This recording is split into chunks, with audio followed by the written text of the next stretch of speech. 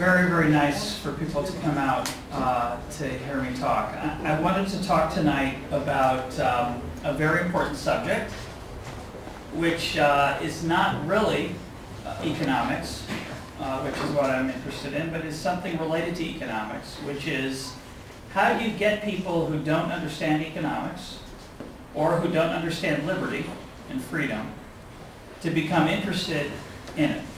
Because, let's face it, most of the time, if you say that you're against government spending on this or government spending on that, people think of you as cruel, heartless, awful, bad person. So when they say that, you yell at them, and then they don't like you. And they don't like your ideas. So that's not the right way. I guess if we had a projector and we had an internet... You just broke now.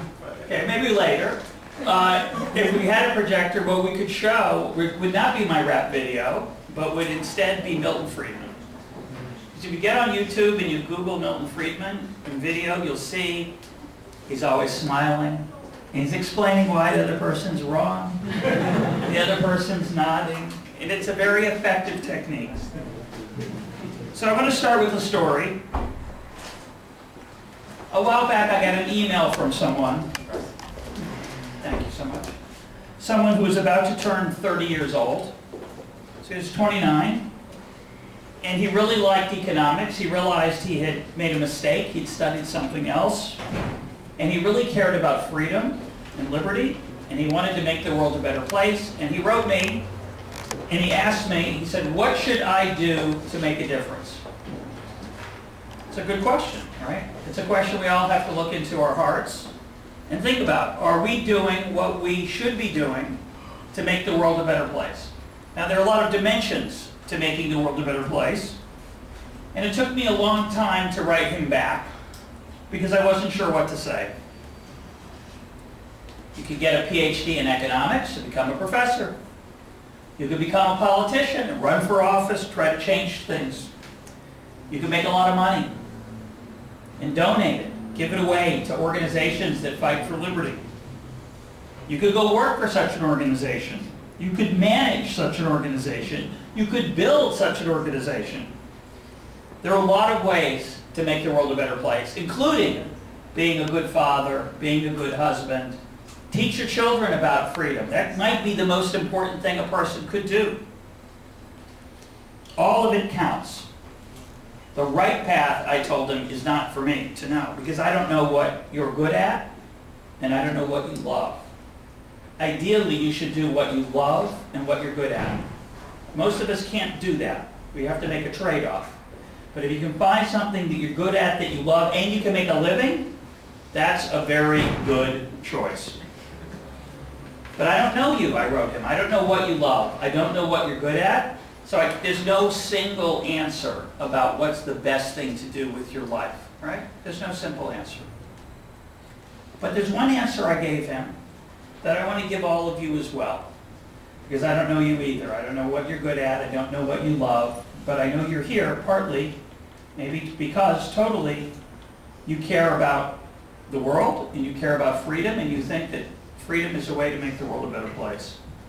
So my theme tonight is that every one of us, whether we are economists, or fathers, or wives, or children, or workers, or investors, no matter what we are all ambassadors for liberty. Ambassadors for liberty. What's the Hebrew word for ambassador? Shouldve. Good. Okay. You all know what it is. I don't have to repeat it. I hope that is the same word as ambassador. You know, it could mean used car salesman for liberty, but that's not what I'm talking about. We are all representatives of liberty. When we're out in the world, we have a chance to make a difference in how people think, and how people act, and how they believe. And we are representatives of the causes, plural, that we believe in. Here's the other strategy, which I think is the wrong strategy. The wrong strategy, and this is the strategy that I used most of my life, and I think it's the strategy that most of us use at some time. All I have to do is come up with the best arguments for freedom. And when I hear the bad argument, I can answer it, and that way I will get people to see that liberty is a good idea. So when I'm with my uncle, who's a socialist, when I'm with my cousin, who's a Marxist, when I'm with the guy at work who thinks so-and-so is a good person to vote for, I'll just explain why, and I'll win the argument. Unfortunately, it's really all about, it's embarrassing, but it's really all about marketing. It's about proselytizing. How do you say proselytizing in Hebrew? Somebody raised their hand. This is an important word to get right. What? Youre? To make someone Jewish. Yeah. Yeah. How would you say it? How would you say it in Hebrew? I don't think there is a word like that. There is a word. In America, the Jewish version of this is to makarev, to bring someone closer. But you don't say that in Israel? Makarev? Okay. So if you want to makarev somebody, okay, you want to make them interested in your religion, whether it's a religious religion like Judaism or an intellectual religion like freedom, you don't say, everything you believe is wrong. Let me explain why. Because when you do that, the other person does not say, thank you. Let me take notes. I don't want to miss anything. So you have to remember who you are speaking to. You are not speaking, when you're out in the world, you are not speaking to your friends, your ideological friends. You're not speaking to the people who already agree with you. In English, we call that preaching to the choir. It's the idea of a church has a choir, a group of people who sing with the church at the organ. And so when the minister is giving his sermon, he doesn't need to talk to the choir. They're in church already. They already agree with everything he says. Don't talk to those people. Don't use arguments that you use with your friends. That's for your friends. You're sitting around, you feel bad that you're alone in the world intellectually, and you sit around and you complain and say, what a jerk, yeah, he's a jerk. That doesn't work with people. They don't go, oh wow, maybe he's a jerk. They don't like that. So you're not speaking to your friends. You're not speaking to your intellectual opponents. They're not interested in talking to you either. They already have a religion. It's not yours, right? You don't go to a Christian and say, did you ever think Jesus might be a man? It's not nice. And they don't say, no, I never thought of that. They say, I hate you. That's not effective. So you don't debate religion unless you want to get into a fight. And some people like a fight. It makes you feel good inside. You get it out of your system. You yell a lot. It's cathartic. It makes you feel better. But it doesn't create converts. It does not create other people who think the way you do. So the most important person to talk to is the person I call the open-minded skeptic. The open-minded skeptic. The person's a skeptic. How do you say that in Hebrew? Safkan. Skeptic? Safkan. Safkan? Yeah. Safkan. So a safkan, you know, you're probably not right. I don't agree with you, says your friend. I don't agree with you. But he's open-minded. He's interested in potentially learning. He doesn't hate you. He doesn't hate your ideas. He's thoughtful. That's the person you should be talking to all the time, because you don't know who is an open-minded skeptic. You think your uncle is a socialist fool, right? But it turns out he just says that because that's what he's always said. That's his uniform. That's his identity. But he would be interested maybe in what you have to say if you talk to him respectfully and in the right way. So for example, if I was once in a debate, the debate was over the following question: is healthcare a right? Okay? How do you say that in Hebrew? A right. A what? Zchut. Right. Is healthcare a zchut? Now I think healthcare is not a zchut. So on the show, On this radio program, when I'm debating, I don't debate whether health care is a right. Somebody emails me, I heard you on that radio show.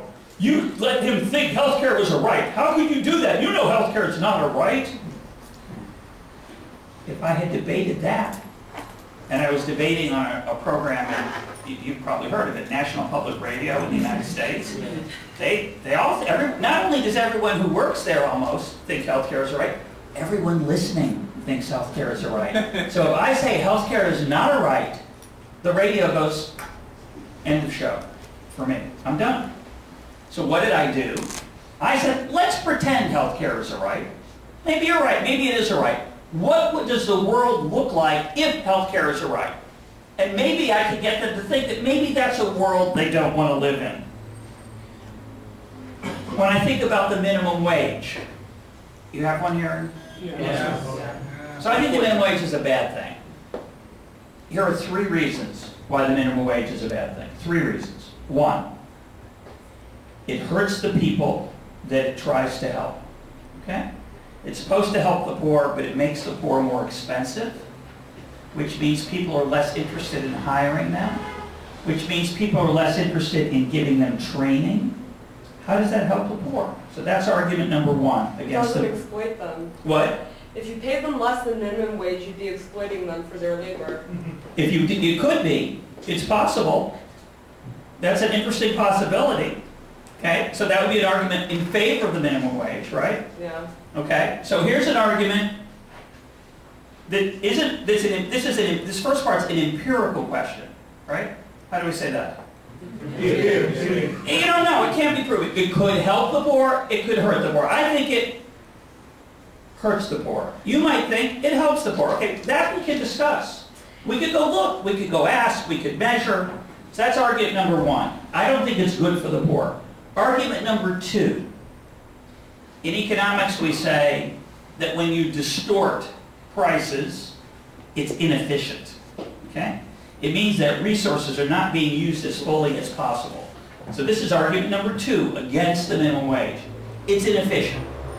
It's a horrible argument. Nobody goes, oh, then I'm against it. It's inefficient. People don't even know what it means, right? It's an economic jargon, right? So, but that's an argument you hear from economists. 1 second. So that's argument number 2. Argument number 3, it's immoral. You have no right to interfere with the relationship between an employer and an employee. Okay, those are 3 arguments. You might not think they're good arguments, but those are 3 different arguments. Which argument is the argument that appeals the most to the open-minded skeptic? Now, hang on. Let's have a vote. Who thinks it's the first one? Raise your hand. Who thinks it's the second? Who thinks it's the third? A few, but the first one's the best argument. It's not the reason. It might not be the reason I'm against the minimum wage, although it's part of it. I like number 3 myself, deep down. But I don't talk about number 3. Because that doesn't appeal to most people. Most people aren't like me. They're not dogmatic. They're not interested in philosophical arguments. They want to know, hey, does it help the poor or not? That's why I'm in favor of it, says most people. Not all, but most people. Most people do not decide their policy positions on basic principles. They're not ideologues, which in Hebrew must be ideologue. Yeah. If they are such people, don't talk to them. Don't debate. I mean, for fun, yes, if you're at a family picnic, debate the Marxist in the family about exploitation and the power of the worker and all that. That's nice, but that's not productive. It's entertainment. And it's entertainment, by the way, I'm sure it's true here. In America, it's entertainment on the radio and the TV. 2 people who hate each other's guts, yelling at each other, calling other people's names, right? That's called intellectual debate in the United States. Yes? I didn't really understand why people would buy either argument 2 or argument 3. For argument 2, which speaks about this idea of efficiency, anytime you pay someone a deviation from their fair market value, it's not efficient. Right. Sometimes it's worth it to recruit better people. Right. Sometimes it's worth it to pay people less because you can get away with it if they're older employees. Yeah. So why would anyone think that in this particular case it's a terrible thing? And the third What's your name? My name's Talia. What, Talia? Yeah. So Talia, I totally agree with you, and we'll come back to it. Hang on. But no, but my point is that it doesn't, I totally agree with you, it's a bad argument. It happens to be an argument that a lot of economists use, which I find weird, because that's how they're trained. They don't think, they're not trained in marketing, they're not trained in proselytizing, in conversion. They're trained as academics, so they use academic jargon, and it's not productive. There was a follow-up part to that, which was... Sorry. It's okay. It's okay, we'll come back to it. Hang on, yeah, we'll come back to it. We can come back to the minimum wage or any of the arguments. But my point is, most people are not ideological. They're not dogmatic. They decide policies, their position on a policy, the same way they decide a position on a movie. You look at a bunch of movies. It's not science. It's not philosophy. You say, this one looks good. I've heard some good things about this one. How about that one? I think this one's the best one.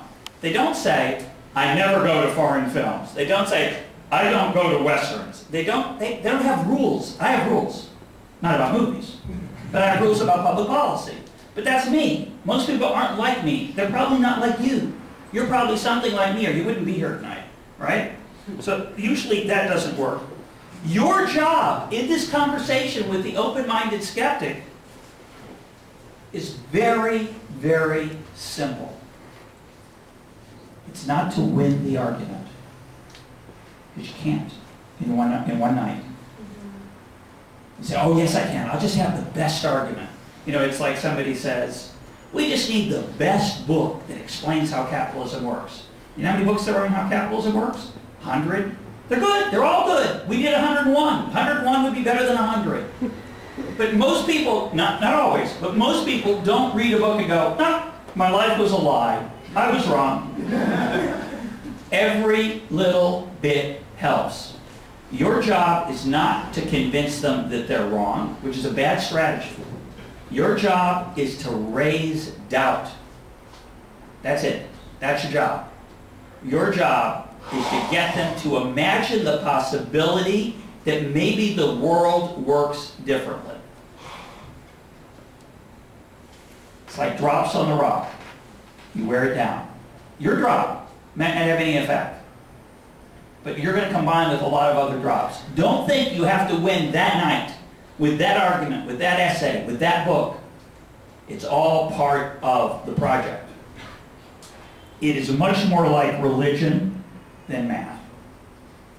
I was once at a meal, and we're talking about, this story makes me laugh because it's such an embarrassing story.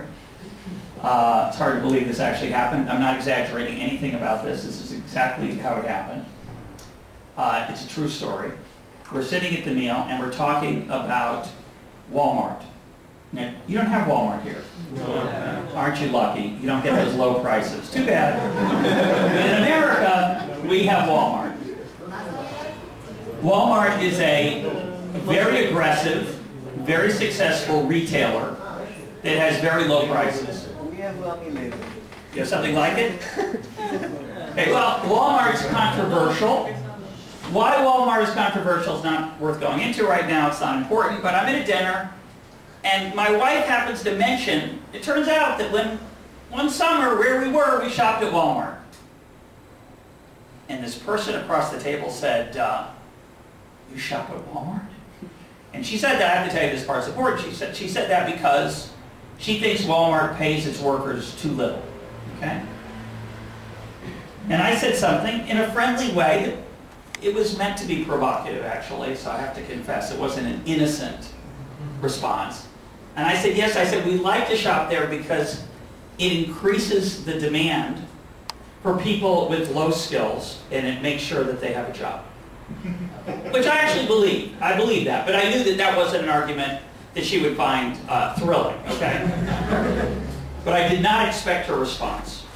Her response was, now remember, by the way, I have a PhD in economics, okay? Now, I don't think economics is like physics. I'm not, I don't think it's much of a science. And I'm very skeptical about the target, but I have thought about it a little bit, right? I went to graduate school for 4 years. I published it. You know, I have a little bit of credibility.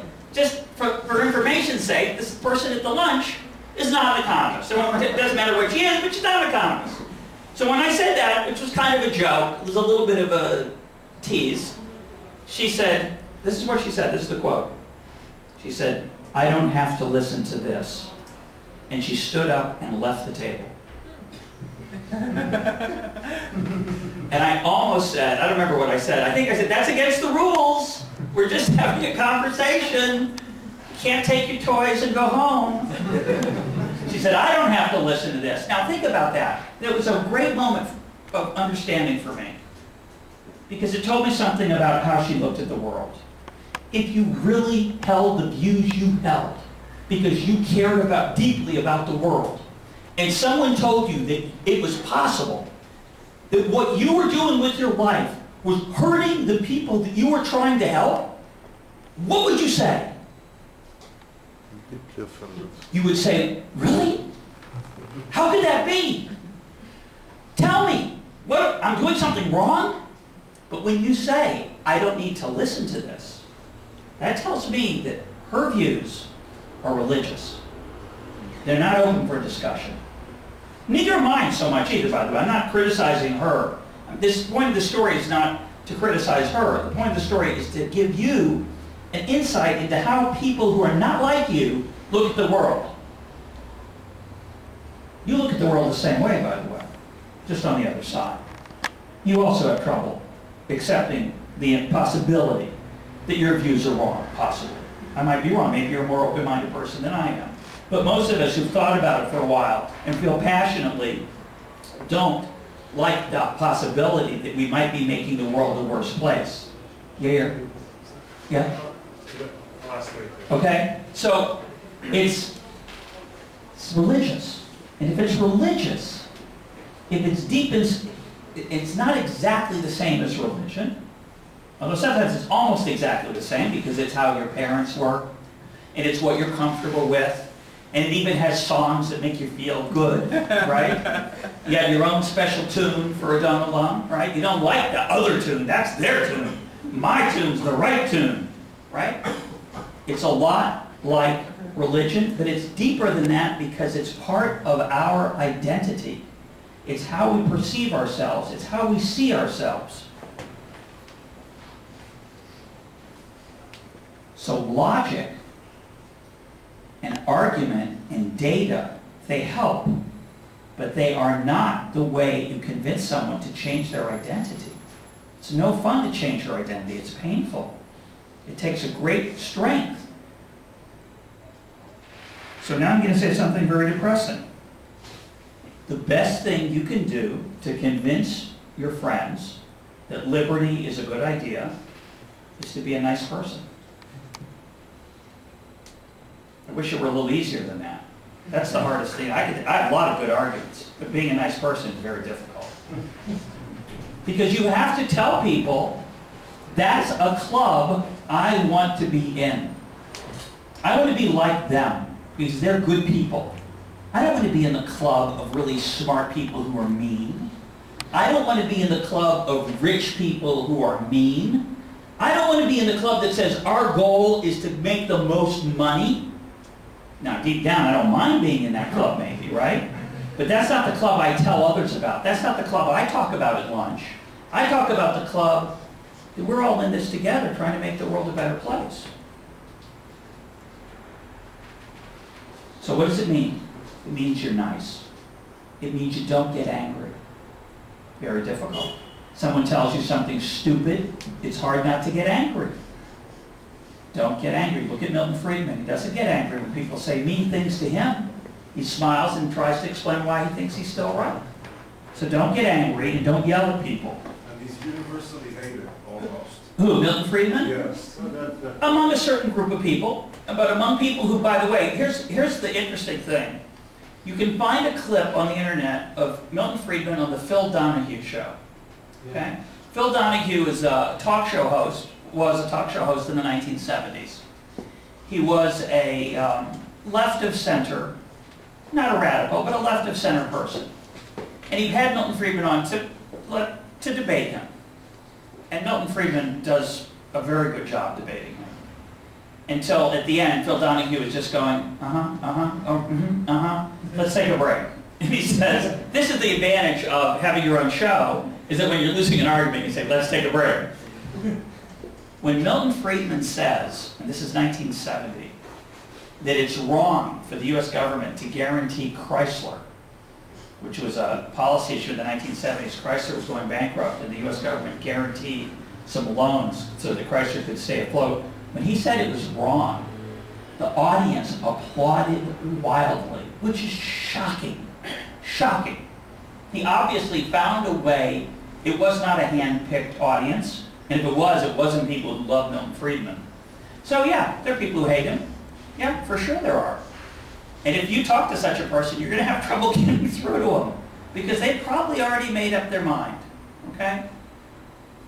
But my point is that if you are nice, and if you don't yell, and by the way, when somebody yells at you, that's a very good sign. That means you're winning, because you've made them uncomfortable. Like the lunch discussion I told you about, I don't have to listen to this. Do you know why she said that? It wasn't because she thought I was an idiot, although she may have. I made her uncomfortable. I hurt her. I didn't mean to hurt her. But I jarred her. I gave her a nudge.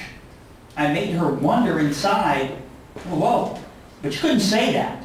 She couldn't say, wow, you mean maybe I'm wrong? Maybe I'm hurting people I want to help? So she lashed out. I don't have to listen to this. But that means that something inside was bothering her. I've done the same thing. A good argument makes you mad. And so you ought to look in your own soul and say, whoa, whoa, whoa, whoa, whoa. I don't have to be mad. It's not effective. I used to think the louder I yelled, the more I would make the other person think how strongly I felt about the subject. And then they would say, oh, he thinks strongly about this. Maybe I should consider it. No, they don't. They say, what a weirdo. What a kook. Why is he yelling? Right? Don't yell. So be nice, don't yell. Empathy, how do you say that in Hebrew? Empathia, beautiful. I'm here 4 days and I'm almost fluent. It's incredible. We didn't have those words 2,000 years ago. No, it's fantastic. It's one of the few benefits of the modern Jewish state as opposed to an ancient one. This story also involves Walmart. It's interesting. I'm at a dinner and with a bunch of strangers, and I'm walking back to my hotel, and there's a guy walking back with me, and we're talking about. I see some grocery, and I said, "Wow, this is in California. Anybody ever been to California?" Yeah. Okay, so the grocery store we saw was Ralph's. And I've always liked the name Ralph because it's a funny name in English. That the grocery store is called Ralph's, it just amuses me. And I said, oh, look, Ralph's is still around. I'm so glad. And then I said, you'd think that Walmart would have killed them. Because Walmart has now recently got into the grocery business. They're very good at it. They have beautiful fruit, beautiful vegetables. The prices are low. And I said, it's amazing that Ralph's can still compete. And this guy next to me says, I hate Walmart. He said, they killed the moms and pops. Now in English, the moms and pops means the little stores run by the husband and wife, okay? Is there a Hebrew word for mom and pop? What? Makolot? It's basically... It's a little store, independent, it's not a chain. So he says, I hate Walmart. They kill the moms and pops. Now, when I teach about this issue, how do you talk to people? And we could do it now for a second. Think for a second about what's the right phrase that comes next. Now it's my turn. I said, boy, Ralph still is around. I'd have thought Walmart would have killed them. He says, Walmart, I hate them. They killed the Makalots, okay? Now what do I say back? Think about what's the best thing. We're not going to talk about it loud, but just think to yourself. What's the best phrase? If we had half an hour, we'd take suggestions. But think for a minute. What's the best thing I could come back with? It wasn't what I said. It was late, and I was shocked that he would say such a thing, and I said, I like Walmart. I don't. I mean, it's a stupid thing to say. I don't like Walmart. I like the process that allows Walmart to be innovative, but I don't like Walmart. It's a stupid thing to say. I like Walmart. And he said, and then I said something even stupider. I said, the moms and pops, they had bad service, they were expensive, they had bad selection. What do you think his response was? Nothing. Just thought, who likes Walmart? There was a long silence, and I wanted to change the subject. Here's what I should have said. Washington killed them all. No, that would be an interesting answer. I had a different strategy. That would have been okay. I said, so here's in my fantasy, hours later when I reconstructed the argument and thought, what did I do wrong? Which is a good thing to do, by the way. It's a little bit dangerous. It can lead to psychological problems, right? If you spend too much time rehashing your arguments, living in a fantasy world of what you should have said. But anyway, so here's the way it should have gone. Wow, Ralph's is still around. I wonder how they do that with Walmart, because they're so effective. Walmart, I hate Walmart. They killed the moms and pops. How'd they do that? Just a question. Just a question. Not angry? Puzzled. How'd they do that? In other words, it could just be curiosity I'm asking it, but it also is, to be honest, not just curiosity. It's, I'm skeptical that they killed the moms and pops. And that's the way to ask it. How'd they do that? What's his answer to how they do that? They lowered prices. Exactly. They lowered prices. And you know what? We killed Walmart because we didn't shop at the moms and pops. So now we have a whole different argument. He can still have an answer. He doesn't know at the end of that, wow, I was wrong. But he has to say, yeah, people don't realize when they choose the lowest price, they're really hurting themselves. And then, of course, I have a good answer. How's that? How is paying less bad? Oh, because that lowers wages everywhere. Well, a lot of people's wages don't go down in Walmart, et cetera, et cetera. So there's a civil conversation that happens after that exchange.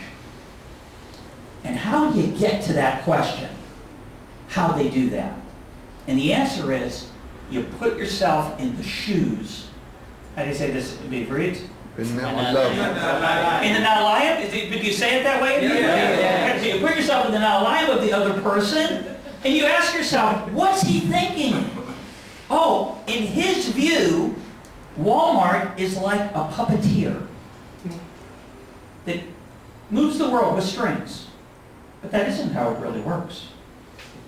So if I can get him to reconsider that possibility, I can make a difference.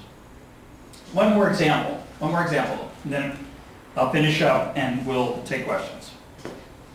I had a student once, and she told me the following story. She said, I used to work in Nepal, the country, very poor country, Nepal. And she said, I had to find a way to do my clothes.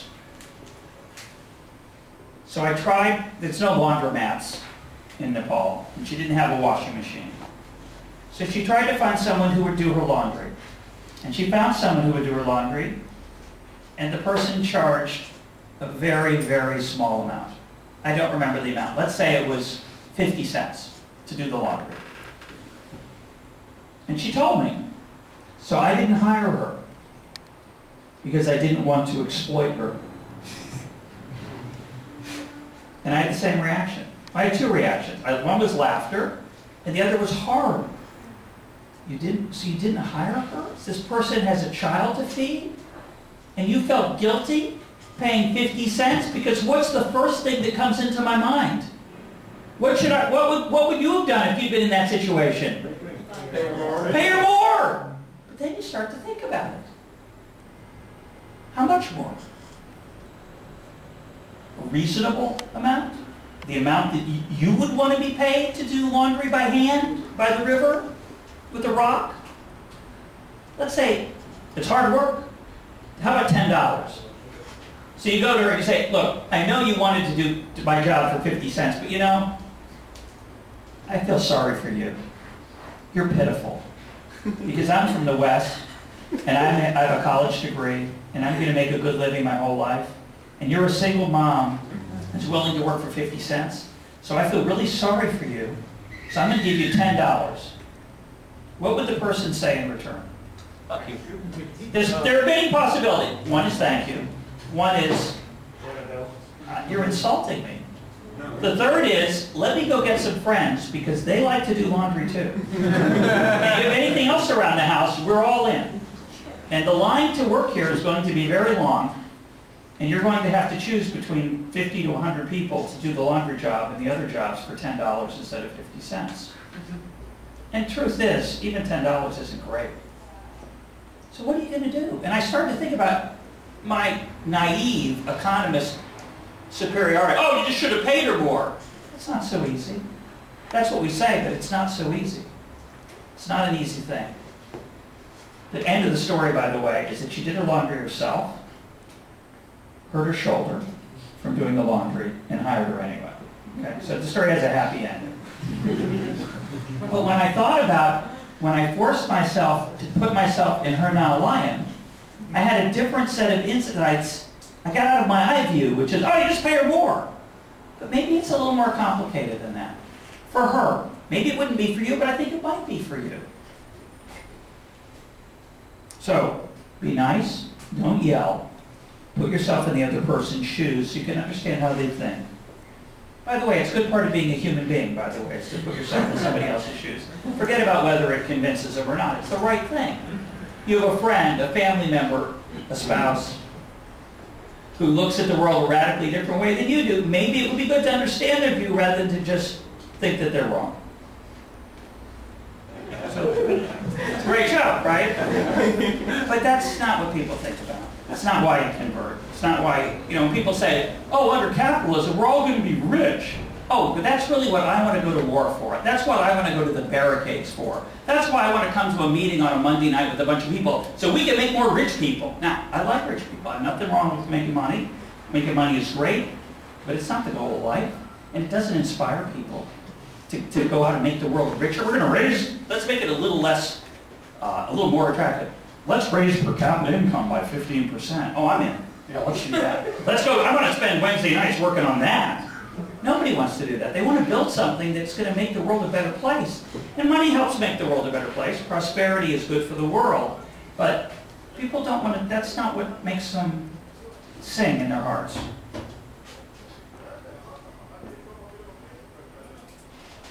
So, I don't want anybody to misunderstand what I said earlier. Arguments are good. Logic is good. Facts are good. Everybody's different, though. Not everybody wants to read Anarchy, State, and Utopia. Not everybody wants to read Capitalism and Freedom.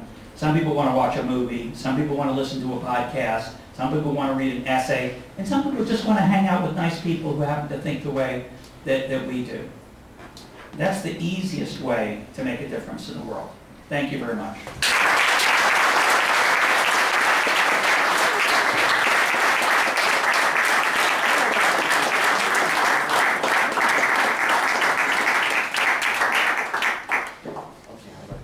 Okay.